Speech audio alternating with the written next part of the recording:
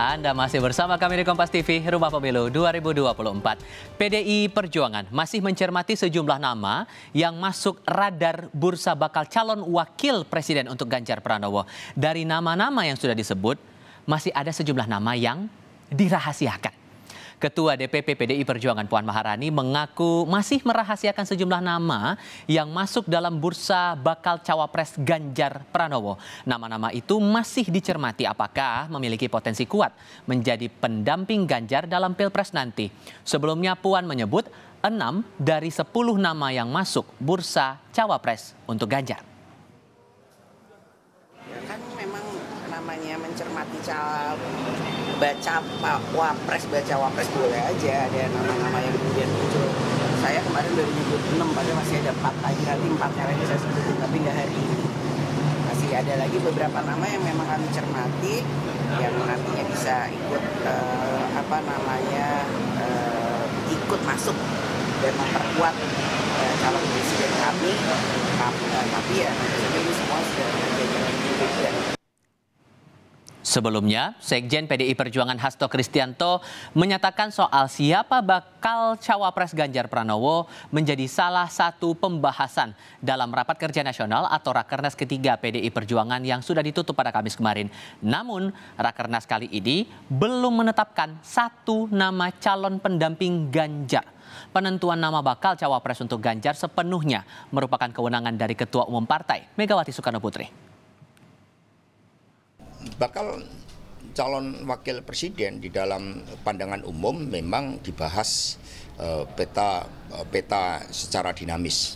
Tetapi itu menjadi ranah dari Ibu Megawati Soekarno Putri sebagai ketua umum, dan tentu saja partai mengedepankan suatu upaya untuk merangkul seluruh elemen nasional meskipun PDI Perjuangan telah dipercaya rakyat bisa mengusung sendiri. Kami merangkum nama-nama kandidat cawapres untuk Ganjar Pranowo yang disebut sepanjang rangkaian acara Rakernas ketiga PDIP pada 6 hingga 8 Juni lalu. Mereka adalah nama Menko Polhukam Mahfud MD, lalu Menteri BUMN Erick Thohir, kemudian nama Menko Perekonomian yang juga Ketua Umum Partai Golkar Erlangga Hartarto. Kemudian nama berikutnya adalah Menteri Pariwisata dan Ekonomi Kreatif Sandiaga Salahuddin Uno. Nama yang juga tak kalah menarik untuk dicermati adalah Gubernur Jawa Barat yang juga Ketua DPP Partai Golkar Ridwan Kamil. Nama selanjutnya ada 2 nama yang menarik perhatian di sini, yakni Ketua Umum Partai Demokrat Agus Harimurti Yudhoyono, terakhir Menteri Pekerjaan Umum dan Perumahan Rakyat Basuki Hadimulyono.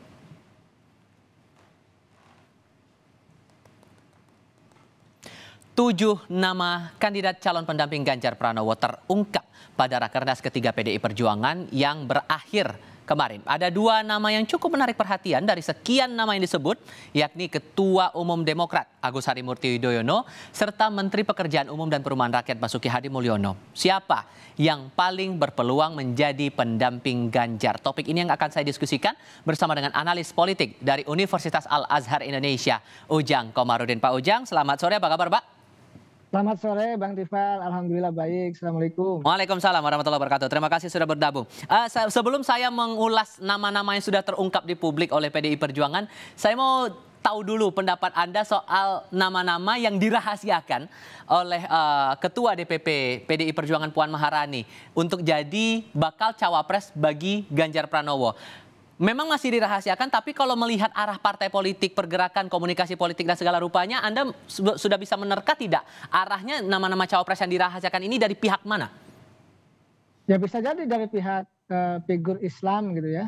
Artinya mungkin figur Islam itu ada selama ini muncul nama juga Profesor Nasaruddin Umar, Imam Masjid Istiqlal. Itu kan tokoh Islam yang berbasis NU. Dan tokoh senior, artinya tokoh tua, yaitu dibutuhkan juga oleh PDIP. Lalu mungkin juga ada nama selama ini muncul ya, Budi Gunawan ya, yang kepala BIN yang selama ini juga dekat dengan Megawati. Saya mencermati begitu acara PDIP dimanapun selalu hadir itu Pak Budi Gunawan. Nah, mungkin ada kedekatan di situ ya antara PDIP dengan Budi Gunawan. Atau mungkin nama-nama lain yang belum muncul. Tapi saya melihatnya begini, ini analisa saya.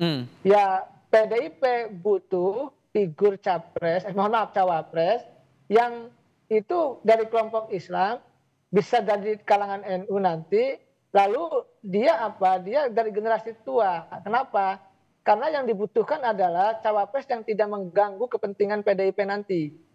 Jadi kalau cawapresnya nanti itu kuat gitu ya, hebat gitu ya, nanti ketika misalkan menang menjadi capres, menjadi wakil presiden, ya PDIP bisa merasa terganggu. Kira-kira tipenya ya kalau saya baca, kalau saya analisa seperti Pak Ma'ruf Amin lah.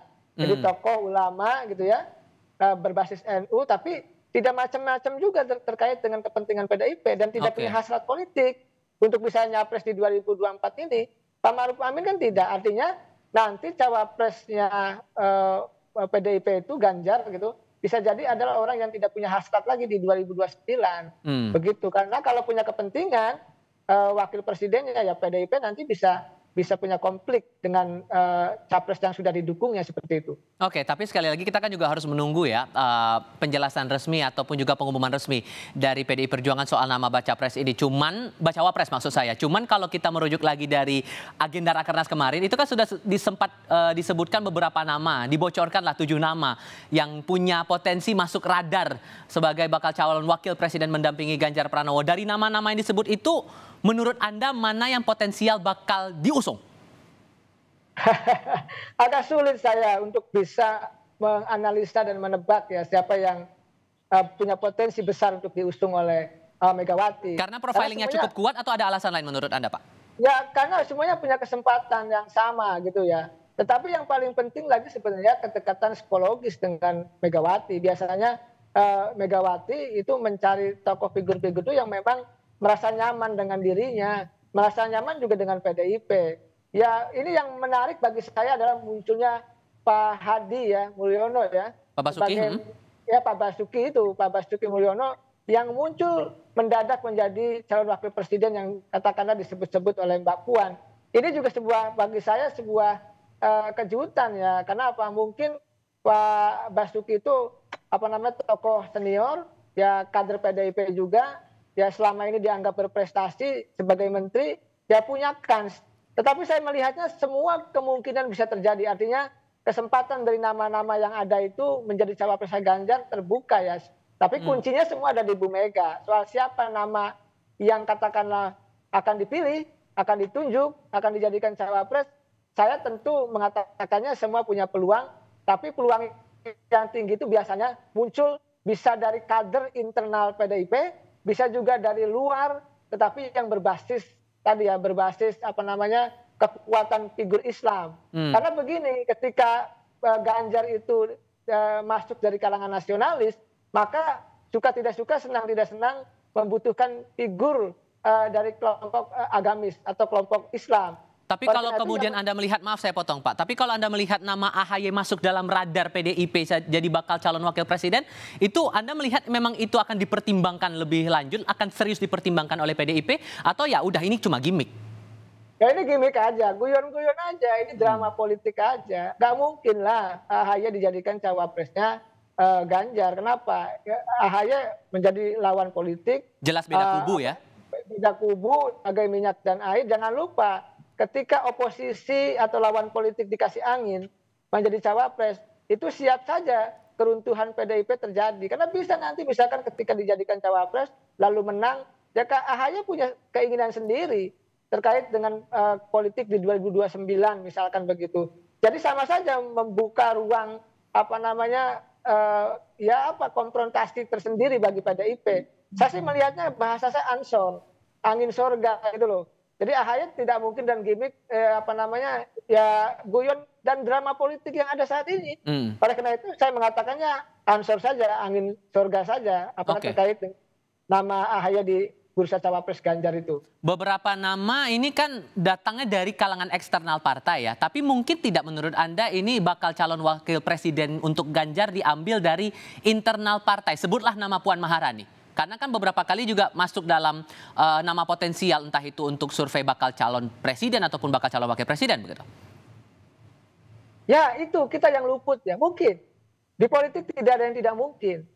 kalau misalkan nanti koalisi PDIP-nya sudah kuat, misalkan ada mewakili representasi kelompok Islam yang lain selain dari P3 misalkan, ada yang gabung misalkan nanti ya partai lain, partai Islam yang representasi dari kekuatan Islam tradisional dan modern misalkan ada yang gabung, maka bisa jadi Puan Maharani menjadi cawapres yang untuk didukung. Itu mungkin saja. Kelihatannya bisa saja itu bagian daripada nama yang harus diperhitungkan dalam konteks mencari perjodohan bagi Ganjar. Baik, Pak Ujang Komarudin, terima kasih banyak sudah berbagi perspektif bersama kami sore ini. Hati-hati di jalan ya Pak. Sehat selalu untuk Anda Pak, selamat sore. Amin, selamat sore Bang Tipa.